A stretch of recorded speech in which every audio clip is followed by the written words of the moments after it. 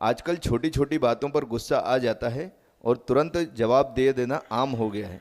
इस तरह के गुस्से में हम ऐसी बातें कह जाते हैं जिनका बाद में हमें पछतावा होता है। अक्सर पारिवारिक रिश्तों में भी इसी गुस्से और धैर्य की कमी के कारण दरारें पड़ जाती हैं। क्या ऐसी स्थिति से बचने के लिए हमें किसी विशेष तरीके से अपनी सहनशीलता और धैर्य को बढ़ाने के उपाय करना चाहिए? इस पर आपका मार्गदर्शन अत्यंत उपयोगी होगा। शॉर्ट टेम्पर आज का व्यक्ति बहुत ज़्यादा होते चले जा रहा है। तुरंत वह रिएक्ट करता चला जाता है, पेशेंस उसके भीतर बचा ही नहीं। उसे ऐसा लगता है यदि मैं चुपचाप सहन कर लूँगा तो मैं दब्बू माना जाऊँगा, दुनिया वाले मुझ पर हंसेंगे, डरपोक है, जवाब देना भी नहीं जानता। पर याद रखें, क्षमा वीरस्य भूषणम, ये सूक्ति आती है भारतीय संस्कृति में।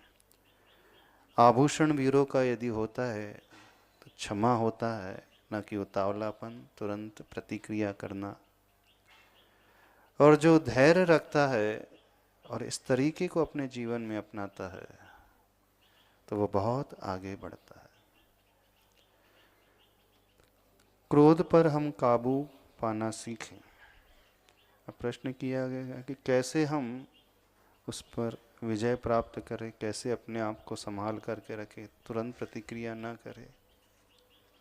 एक उदाहरण हम दे रहे हैं। जब आप ड्राइव करते हैं, रास्ते पे गाड़ी चला रहे हैं, आगे भी कोई कार चल रही है और उसकी ब्रेक लाइट जल जाती है, तो आप अपनी स्पीड कम कर लेते हैं ना कार की। क्यों कर लेते हैं? वही स्पीड क्यों नहीं मेंटेन करते जो पहले चल रही थी 100 किलोमीटर पर आवर की? इसलिए आप स्पीड कंट्रोल कर लेते हैं। यदि आपने स्पीड कंट्रोल नहीं किया अथवा ब्रेक नहीं लगाया तो एक्सीडेंट होने की संभावना है। तो जो घटना भविष्य में घट सकती है उसको पहले ही आपने विजुलाइज किया, आफ्टर इफेक्ट को पहले ही सोच लिया, इस कारण आपने स्पीड कंट्रोल कर ली। अब कोई ये कहे कि नहीं वो व्यक्ति रोक रहा है तो मैं क्यों रुकूं, मैं भी अपनी स्पीड से बढ़ते ही रहूंगा, मैं तो अपनी स्पीड से चल ही रहूंगा। पर नहीं, समझदारी इसी में होती है कि आने वाले आगे की गाड़ी को देख करके हम अपनी गाड़ी धीमी कर लें। ठीक ऐसे ही यदि कोई व्यक्ति इस प्रकार से आपको उकसा रहा है, इस प्रकार का दुर्व्यवहार कर रहा है, एक तरीका होता है जो आप हमेशा आजमाते हैं, तुरंत प्रतिक्रिया कर देते हैं। लेकिन इस प्रतिक्रिया का परिणाम क्या निकलता है, इसका आफ्टर इफेक्ट क्या निकलता है? क्या अच्छा निकलता है? प्रतिक्रिया का परिणाम तो अच्छा नहीं निकलता।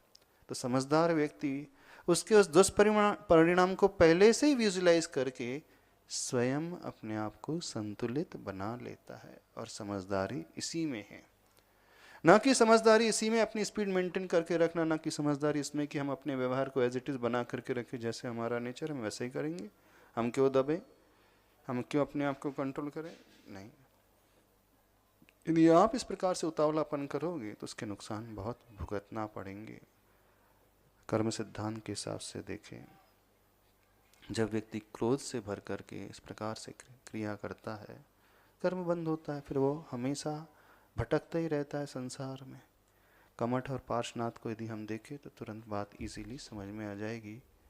पार्श्वनाथ भगवान प्रतिक्रिया कर सकते थे, क्यों नहीं कर सकते थे? कमठ से कई गुना शक्तिशाली थे। सिर्फ देखना ही तो आंख उठा करके, करना भी नहीं था, संकेत ही कर देते सौधर्मेंद्र को, तुरंत वो आकर के निपटा देता उसको। नहीं कर सकते थे। जिस सौधर्मेंद्र ने उनकी सारी व्यवस्था की, गर्भ कल्याणक के पूर्व ही 6 महीने से पूर्व ही सारी व्यवस्था की, गर्भ कल्याणक उसने बनाया, जन्म कल्याणक उसने बनाया, दीक्षा कल्याणक उसने बनाया, आहार की व्यवस्था गृहस्थ अवस्था में पूरी उसने की, वस्त्रों की व्यवस्था, खेल कूद की व्यवस्था, हर व्यवस्था सौधर्मेंद्र करता था। तो उसकी उनकी सेवा में वो तो हमेशा तैनात रहता ही था। तो बस एक इशारा ही तो करना था पार्श्वनाथ भगवान को और कमठ को शांत कर देते। शक्ति भी थी उनकी, फिर भी क्यों नहीं किया? कि महापुरुष का लक्षण होता है कि जो भी जीवन में हमारे साथ घट रहा है वो हमारे ही कर्म के उदय में घट रहा है। यदि सामने वाला दुर्व्यवहार कर रहा है तो हम भी वैसा ही व्यवहार ना करें। यदि वो शॉर्ट टेम्पर है तो हम भी शॉर्ट टेम्पर ना बने। यदि सामने आग लगी है तो हम यहाँ आग जला करके आग नहीं बुझा सकते, हमें पानी का ही प्रयोग करना होगा। इस बात को ध्यान रखें कीचड़ को धोने के लिए और कीचड़ की आवश्यकता नहीं होती, कीचड़ को धोने के लिए जल की ही आवश्यकता होती है।